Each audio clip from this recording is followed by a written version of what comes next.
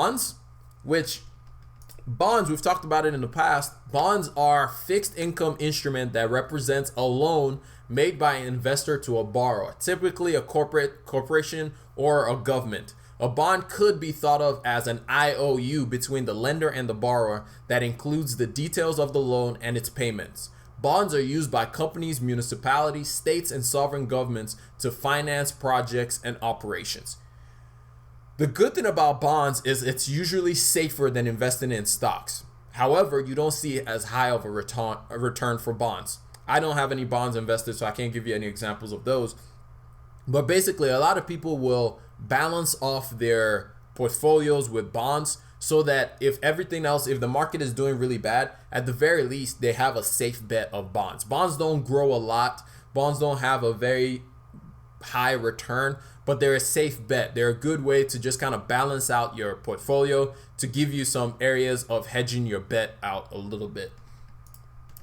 And then finally, we have the commodity market. A commodity market is a physical or virtual marketplace for buying, selling, and trading raw or primary products. So in case y'all didn't know, people track the prices of things like oil. People track the prices of things like corn, soybeans, wheat, cattle, eggs, lumber, fruits, and of course, everything that we already know. We already know people track the price of gold a lot. So you can invest in those things as well. I bet y'all didn't know you could invest in cows, but you don't have to be a farmer to invest in cows. These are some of the more safer, just like bonds, commodities are also a safer bet because people are always going to need to eat. People are always going to need to build houses, so lumber. People are always going to need oil in this time and age that we're in because that's just, we need oil to power our everything. And so those are some of the commodities that are traded, or I won't say they're really traded, but they're more tracked, but you can invest in them. And they're usually like a fallback plan for most people in their portfolio as a way to like hedge their entire portfolio.